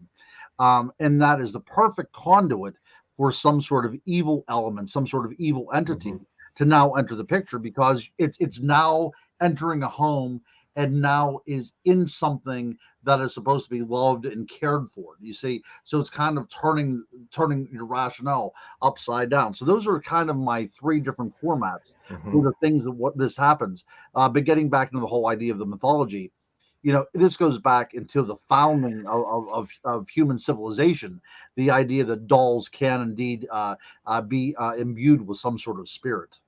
Yeah. And you teed it up for me very nicely, because there is this legend that Robert was animated by voodoo or Santeria. So we asked this question of David, and this was his response. What I've come to believe is that there's multiple entities around Robert the doll. Multiple entities, you say? Mm-hmm. That's interesting. Yeah. And when you think about that, it makes a lot more sense. I was able to discover the Abbott family. And there's Emmeline Abbott, and there's William Abbott. William Abbott was a servant for Jean's grandfather, who was a doctor. Big family of doctors. So when Jean's grandfather died, William Abbott became a pharmacist, or he worked at the pharmacy of Jean's father. They had such a good relationship with the family that Jean's father, a doctor, hired him. So he works in the pharmacy across the street from the house. His wife, Emmeline, was a nanny to Jean. And you see pictures of them when he was young, and it looks like they cared for each other a lot. But I found a later article in a newspaper where Emmeline Abbott filed a lawsuit against the estate of Dr. Thomas Otto. Oh. And so that means at some point she was the angry nanny. Now, did she practice voodoo? She was from the Bahamas. And a lot of the different islands have their cultures of voodoo. Santeria was the predominant one in Key West. Whether or not she practiced it, I don't know. There are some indications that Jean Otto could have had involvement in Santeria, or at least an interest in it. Some early accounts that talk about Robert having voodoo beads in his lap, about those beads being thrown against the wall when someone talked poorly of Jean Otto. So, yeah, maybe voodoo. Psychics through the years, before we knew what was haunting Robert, before we suspected something, they said maybe there's a soul stone that was built inside of him. I don't believe that so much right now. I'm not saying it's impossible, but just because we know of his Steiff origins, I don't think somebody would have cut him open. Now, that's an interesting take. And for those of you, yes, that is the actual Robert the Doll over David's shoulder. And at one point, did you see him kind of take a shiver almost? And he didn't expound on it, but he just kind of, so I found that interesting. But the idea of intent that you were referring to, what I got from that, and I said, okay, yeah, there was a nanny and there was voodoo involved, possibly Santeria. David could not dispel those things at all because as a tour guide, I think this is important to understand. He interviewed a lot of family members. He interviewed a lot of people connected to the Otto family because he just became fascinated by this. So again, going back to what you said, Ron, in terms of that, and also another interesting facet of that was he said that he believed that Gene might have known that this was going on. They were supposedly found voodoo beads in his lap, etc., and so forth. So, yeah, one of the most striking things that he had brought up was he believed there was multiple entities. Yes. And that's very rare, even if you would come into a haunted house, to talk about multiple things going on. And whenever that happens, that kind of raises a lot of red flags because I know that I've been involved in several investigations where a house was supposed to be haunted by several different entities. And we had a psychic with us, and it was really disturbing the family to the point that they were getting ready to move out. And the psychic said the one spirit that is causing all the chaos and all the turmoil is the one that is trying to help you. It wants you to get out so the evil one doesn't move in closer. See, now these are frightening things because it's almost like a spiritual warfare type of oops, I think we lost Ron. Come back in, George. Sometimes, we're going to have technological issues on that, but that gives us an opportunity to play a few more of those clips of this interview because there's a lot to cover and there's a lot of different clips of interest. The one I'm looking forward to down the line there, Ken, is when David is kind enough to actually bring us closer with the camera or with his phone to Robert the Doll. And that's when it's the most unnerving. But there are a couple of those in there that I know that, until we get Ron back. I mean, we're going to move along because you can see I love Ron's insights on this. I really do. And I'm going to ask you to join us, George, without any questions you have. But we'll try to get through these. Will we cover them all? I don't know. But the next thing I wanted to bring up was now Gene married a woman named... Before you go any further, yes. Robert the Doll caused the disappearance of Ronald Murphy. It was his spirits. Just having said that, please go ahead, Ken. Yeah, we're going with that. Well, now you got me thinking about that now. Okay, we got to move on. Yeah. But Eugene married a woman named Annette who visited Paris, spent a lot of times in Paris, and she was a concert pianist. And hey, we got Ron back. Yeah. We're going to... because we're gonna. I hate to move on past that because it's interesting. But we were going to talk about when Gene matured, when he grew up, became a young man, married a woman named Annette, who had a different kind of feeling about Robert. Try to imagine meeting a man, marrying a man, going back to where he lived, and having him introduce a doll as his best friend. And how would that make you feel? But how did Mrs. Otto feel about Robert? David Sloan tells us. I've interviewed through the years very many people who were close to the family. I've talked to some family members as well. And the person who bought the house from Anne after her husband died, he wishes he had burned the doll because he thinks it just destroyed their legacy. You had two incredible people in Gene and Anne who were very much overshadowed by a doll. Robert was a renowned artist. Seeing some of his work incredible work. And Annette, as I said, was a concert pianist of great note, and no one cared about any of their achievements because they were known by the possession of this doll. You know, their standing in the community suffered because of this. And we'll finish off with David's thoughts here, and we'll get back to Ron. Here's how he closed it. He was in a cedar chest up on the second floor, and he mentioned to Anne. He said, "So, do I get Robert too?" And she said, "I hate that effing doll. It was Jean's best friend. Of course, he never could make any friends of his own." Some of the neighbors say, "Yeah, she put up with a lot, but she was totally freaked out when she arrived here in Key West, and her husband introduced her to his best friend, and it was a doll." Mm-hmm. Now, how does this play into, we all know children become attached to certain toys, dolls in particular. We know children will have conversations with a doll, and we all look at that as quite normal, part of growing up. But do you think that there was, and I'll pose this question to chat, to you gentlemen, do you think that there was already something a little more obsessive going on there? That's probably a softball question. Yeah, I mean, especially whenever we talk about the way the doll had to dress, like the child as well too.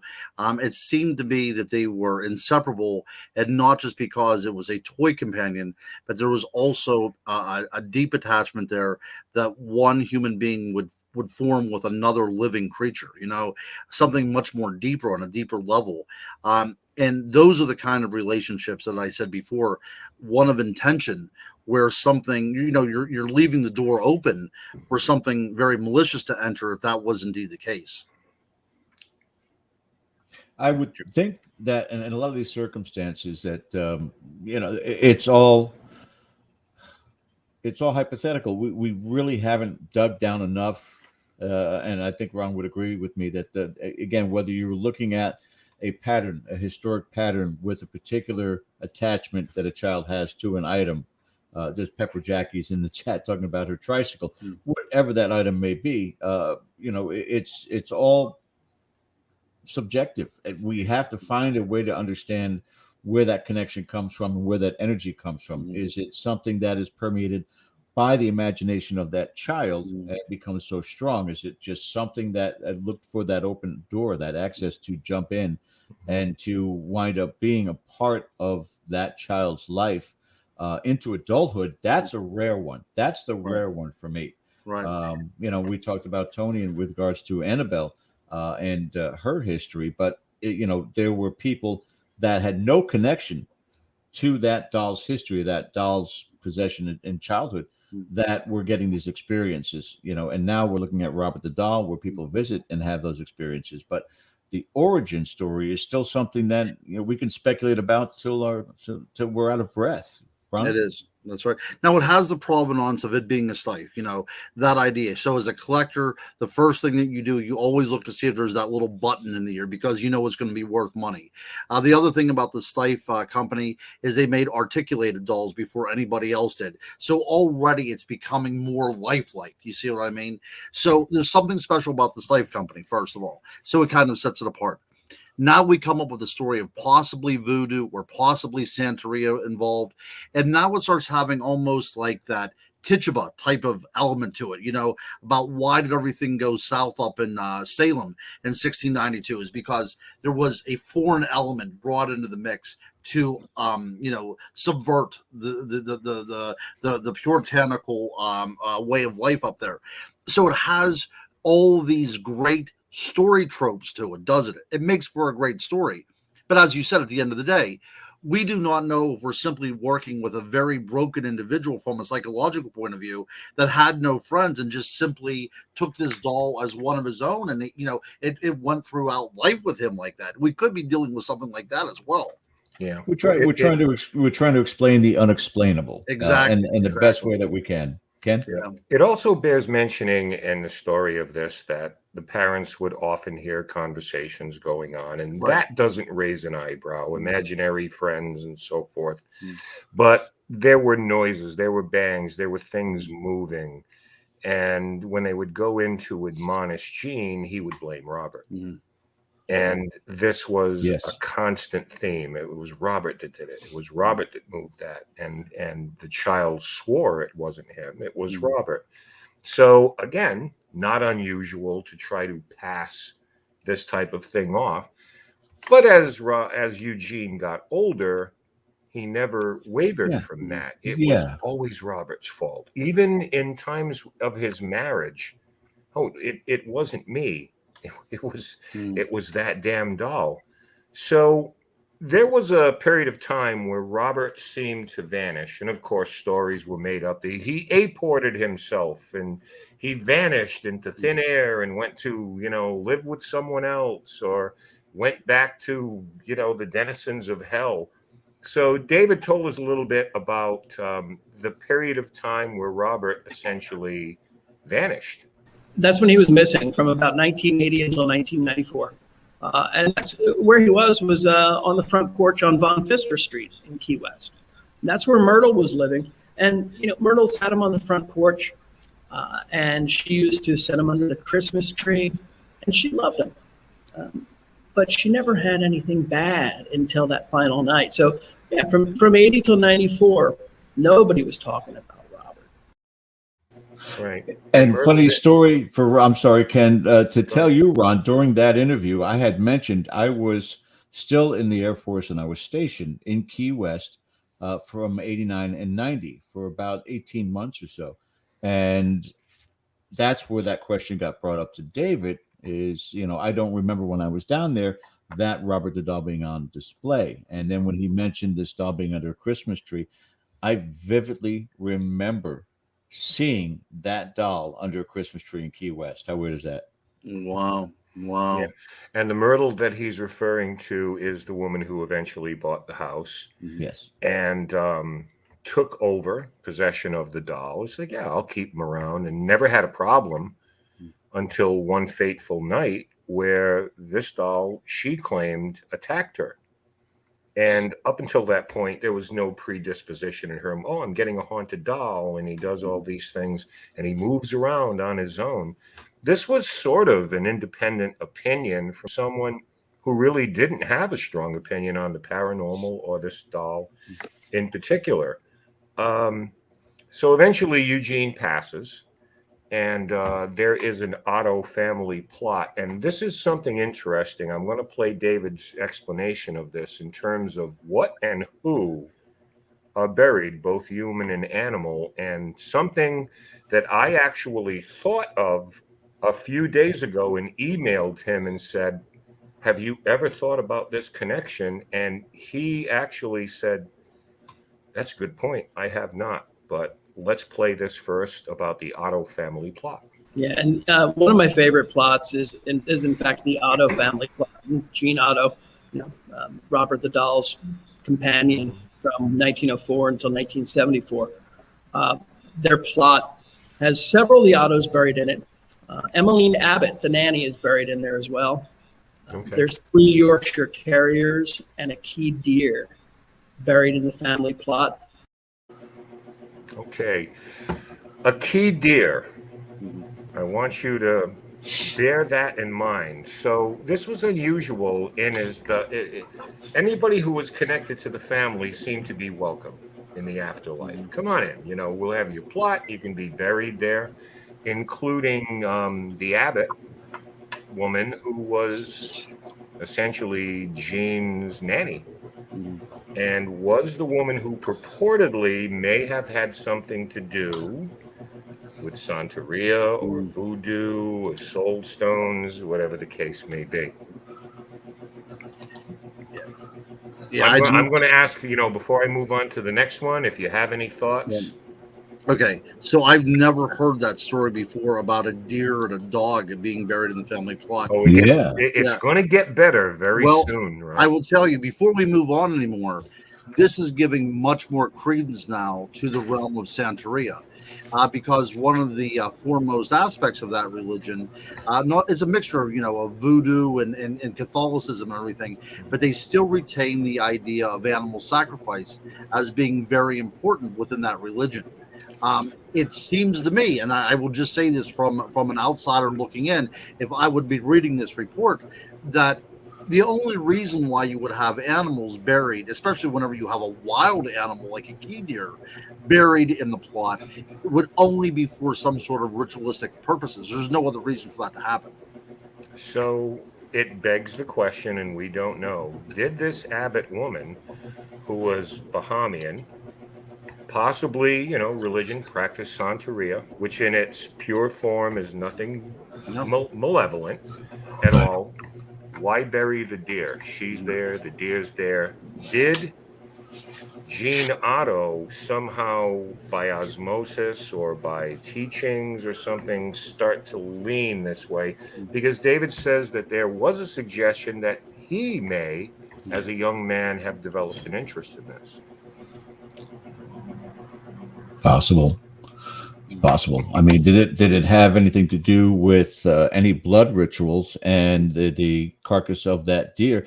And for those who don't know, key deer, they're very small deer that are indigenous here in Florida, but they could possibly be part of that. Now, it's odd because Key West is so small. It's only runs about 2 miles by 3 miles in size, and it fluctuates in the size too. But to have that as part of a family plot means there's another plot behind that. That's right. The plot deepens. That's right.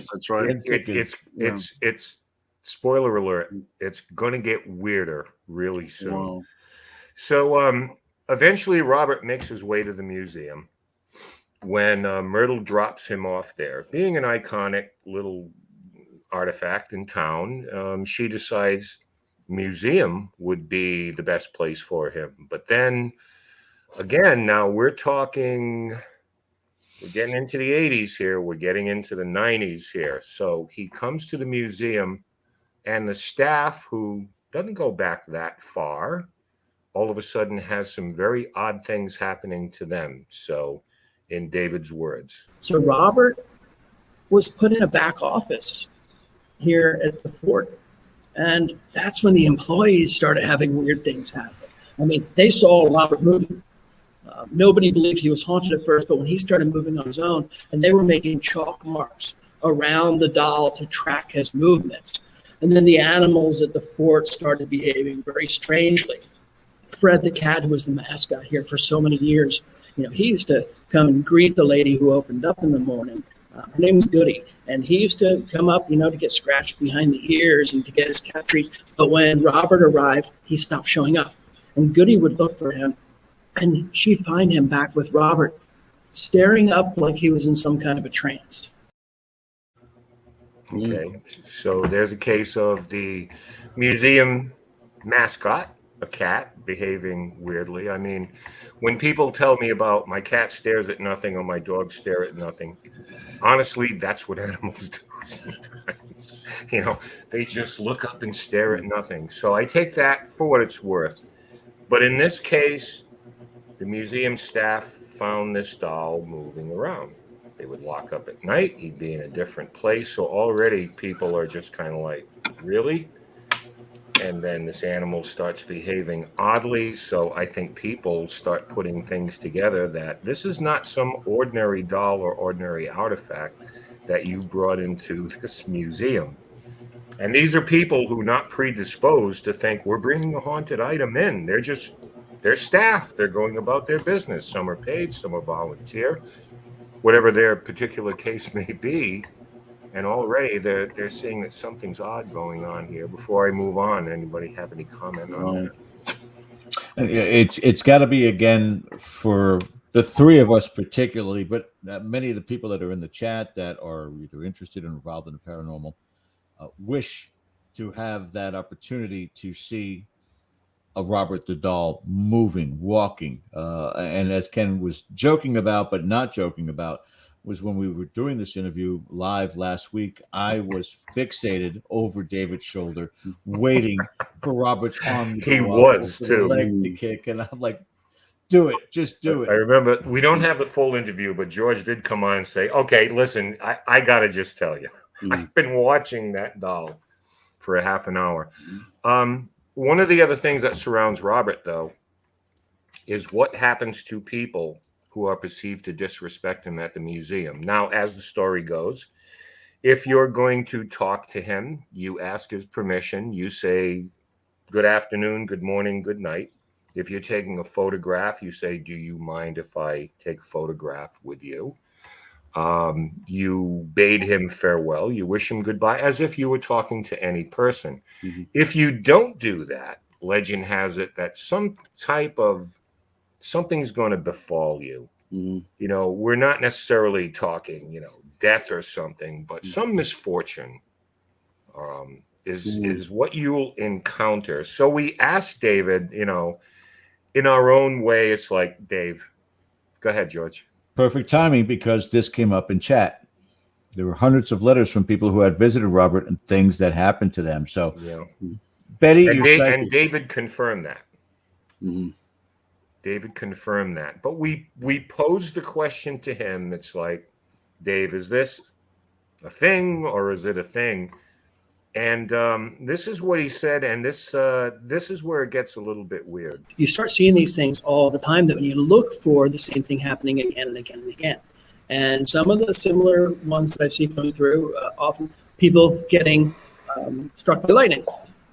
Several people have said they've been struck by lightning after they've disrespected Robert the doll. And a lot of them involve animals, to deer in particular. People talking about deer running in front of their car and then running off the road. People finding dead deer in their yard. What it is about deer that keep coming up again and again and again. Giggling. People get home and they hear giggling. Sometimes they get locked in basements. Sometimes they have doors locked. Things like that. And then they go to extremes. There was one guy who told me he actually sent me some letters. He was saying that Robert's breaking into his liquor cabinet and drinking all of his liquor. But then you get the stories. The ones who are disrespectful normally don't say anything right up front, but you hear about it from their friends. And those can be pretty intense. Okay, so what struck you guys immediately in that story? The recurrence of deer, you know, the idea that there's a theme here connecting all Thank this you. stuff together. Yeah.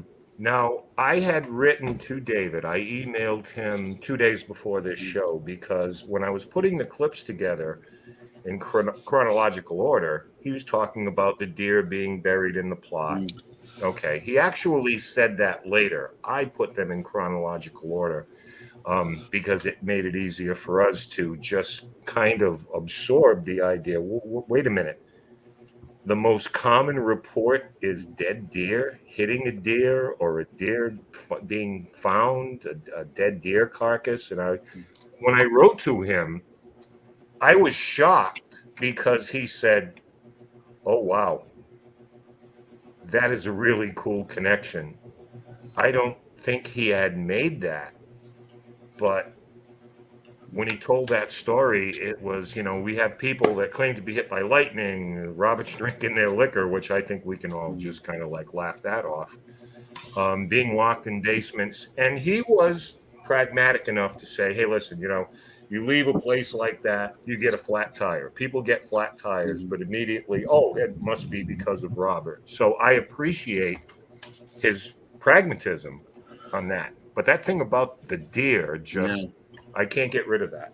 No. See, going in deeper into this, I would like to find out if the deer that was buried on that plot was a male or female deer, because that may make a little bit of difference as well, too, especially whenever you look at a lot of cultures around the world that really have this this fascination with horned figures. You know, it shows fertility, it shows cycles of life.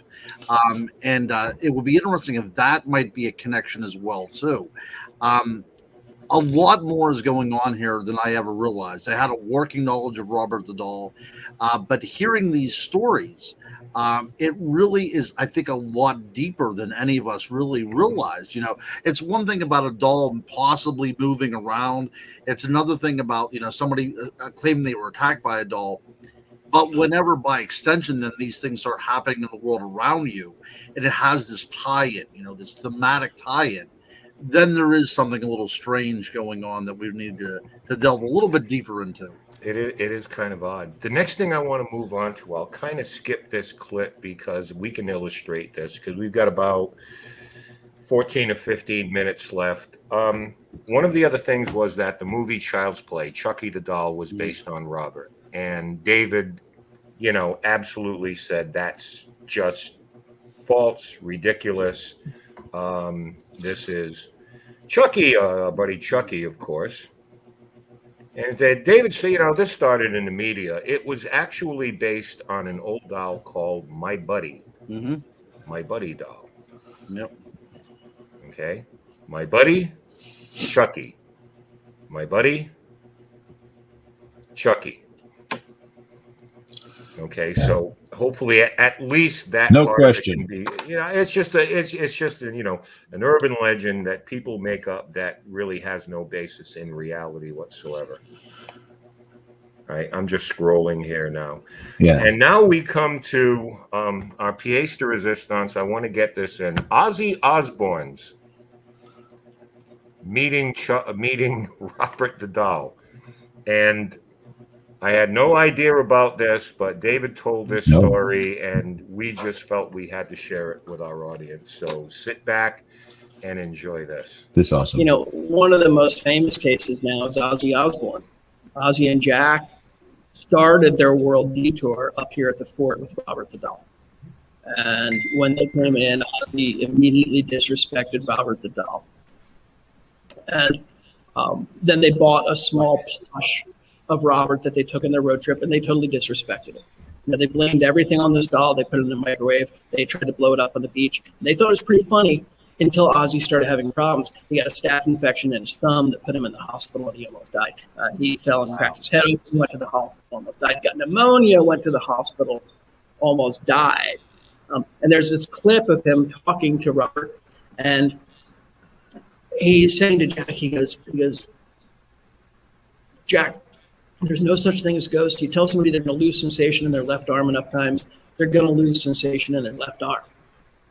And I think Robert was listening, because shortly after that, Ozzy fell and cracked his spine, lost sensation in his left arm for, I think, 3 months, and had to cancel his world tour. And, of course, the latest thing for Ozzy, diagnosed with Parkinson's disease. And that's the same thing that killed Gene Otto, Robert the Doll's constant companion. So, the Prince of Darkness meets his match. Wow. Yeah. I think I'm just going to set this one out, gentlemen. One of your listeners had said the same thing. I don't know if I want to mess with this doll at all. I'm glad it's there, and everything like that, but really don't want to have any interaction with this thing. Well, let's close the Ozzy story on this note, and then we'll discuss. During lockdown, and Jack Osbourne's great. Jack was down here filming Haunted Highway, and that's when I met him, and we were consulting on some different stories. I brought him up to the fort to film about Fort Jefferson out in the Tortugas, and of course, this is where Robert the Doll is. I never should have introduced him to Robert the Doll. I'm a huge Ozzy fan too. It's not your fault, David. But there was during lockdown, they had a great show, The Osbournes Want to Bleed, and one of the early episodes, Jack brought out that plush Robert Doll, showed it to Ozzy, and Ozzy freaks, and he's legit. He's like, get that thing the hell away from me! It's cursed me. So you can see that happening right there, and there's articles out there with interviews with Ozzy. I think Jack said there's only two things his dad's afraid of. One of them is his wife Sharon, and the other is Robert the Doll. In that order. Wow. In that order. So, yeah. I will leave that there for you gentlemen to discuss. The people in chat, Ozzy Osbourne and Robert the Doll. Don't invite them to the same party. No. Now, just for my own satisfaction, Ken, if you still have it in there, I think you have the part where David brings the phone closer to Robert the Doll. The rest of you in chat that are watching this, whether it's live or you watch this after on any of the channels that we stream from, please be prepared. Okay. Let's do that right now. I did have another clip, but it's a good one to end on. But David was kind enough, as George said, to give us a little bit closer look. So here we go. Let's give you a close-up look there. Yeah, I think. There we go. Very uneasy Robert, feeling. Yeah, Robert seems to be in a pretty good mood tonight. You know, he likes it when we bring people around to share the energy with him. So he's missing that tonight. But hang on, let's get us on camera again so we can wave. Wave back, Robert. Yeah. If you wait. Robert, thank you. Thank you so much for sharing some time, inviting us into your home. We wish you peace. We wish you good night. Take good care of David, too. Look at that. Oh, my goodness. Oh, my goodness. And to think, anybody and everybody that takes a trip down to Key West, you can get that close to Robert the Doll. Ronald, since that interview, I've lost my hair. That's the reason I have the hat on. Yeah, George was legitimately uncomfortable by that. Yeah. I mean, and I have to cop to the idea that it was at that point that I was like, Robert, move your hand. Right. Like, you know, when you're trying to mentally move something. This is going to be the greatest show ever. That's right. Work with us here, Robert. Yeah. Let me ask you, gentlemen, do they have a static camera on it 24 hours a day? I think they do. Yeah. You know, it's I would check their website, and we have it here before we get. Okay, George has it there. I don't know if they have a 24/7 webcam on it. To me, it would be like, you know, if you get $9 a month for that. Yeah, absolutely. Yeah. And not only that, but I would like to see another experiment. I would like to try to put a spirit box in that room and let it go for 24 hours as well. One of our chatters made that recommendation earlier. Right. Yes. Okay. George, does he? I know that David does do ghost tours. I think they do investigations, and if I'm not mistaken, they do them in the museum, correct? Yeah, there is, again, when we talk about the greats, New Orleans, Savannah, Georgia, St. Augustine, Florida, Key West, Florida, per capita is one of the most haunted locations in the country.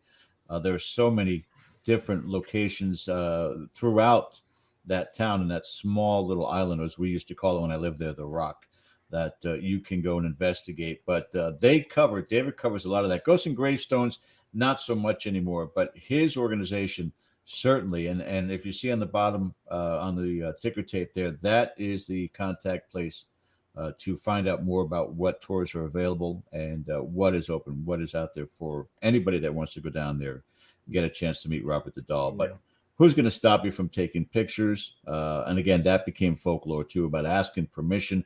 Apparently, David says that's not that big of a deal, but running a recorder, all those different things. Yeah, I think we'd all be excited to do that. Spirit box? I don't know, Ronald. Yeah.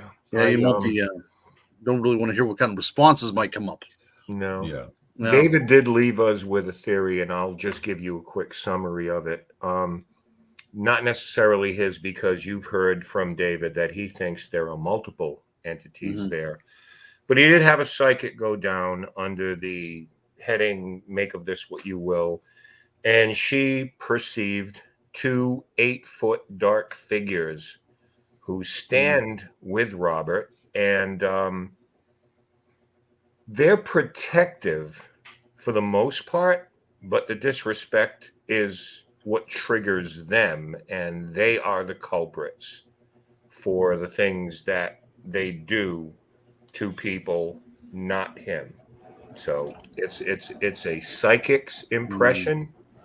You make that what you will. I just think, in going into this, I think I'm like you guys. It's like, it's Robert the Doll. It's like a cool thing. Go down there, and it's like, it's a great story. But then when you start to get into, again, that minutia and the details that only someone who researched it and talked to people, talked to family, talked to friends, would come up with the kind of details. I mean, the deer thing, that's just too wild. It is. So I know we've got about 4 minutes here before we say goodbye. Ron, final thoughts from you, please, and let everybody know what you've done and, the books you've written and how anybody can get a hold of Yeah. it. Actually, I'd like to write a book now on haunted dolls. I think that would be a great series. Well, I'm glad. That's right. But Our work here is done. That's right. I've written books on all kinds of things: ghosts, mermaids, Bigfoot, werewolves, vampires. That's all on Amazon. And the Friday after next, which I believe is going to be the 22nd, I will be at Haunted Hillview Manor in Newcastle, Pennsylvania. Really one of the iconic places. And I'm going to be I'm going to do a talk on the history of Halloween, and then we're going to be leading a ghost tour there. And then on November 6th at Hillview Manor as well, it's going to be the first ever vampires ball, and I will be doing a lecture on vampires, and the rest of the night we'll be investigating and I guess partying, as it were. Wow. Yeah. You know how to throw a party, dude. Well, if it involves things that go bump in the night, I'm there at any time, And I'll tell you what, gentlemen, I would love for you to sometime to get to Hillview Manor. It is one of those iconic places. It's just turning about 95 years now. It's a rather old structure, and it's really one of the most haunted places that I had ever seen. So if you're ever up here in Western Pennsylvania, drop me a line. We'll check it out. All right. That is fantastic. Yeah.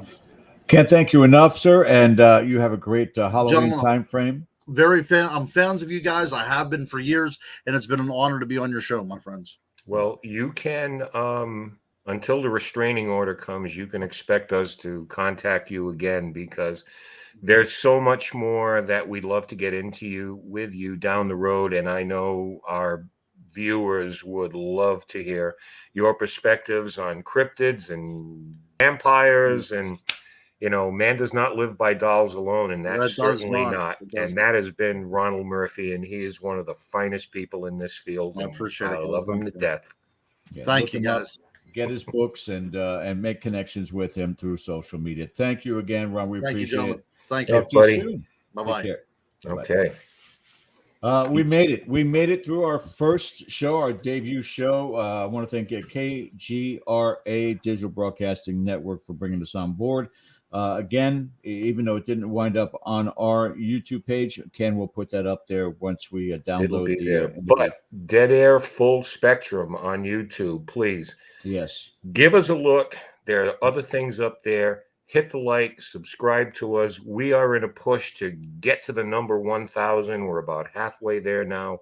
We're kind of starting from the bottom up, but if you enjoyed this, if you like what we're bringing you, come on back. Just hit that little button. Every Sunday, 8 p.m. to 10 p.m. Eastern, with phenomenal guests and the things we have coming up for you over the next couple of weeks. Oh baby. Boy, stick with us. Appreciate you guys for joining us tonight. My name is George Lopez. With me is Mr. Ken DaCosta.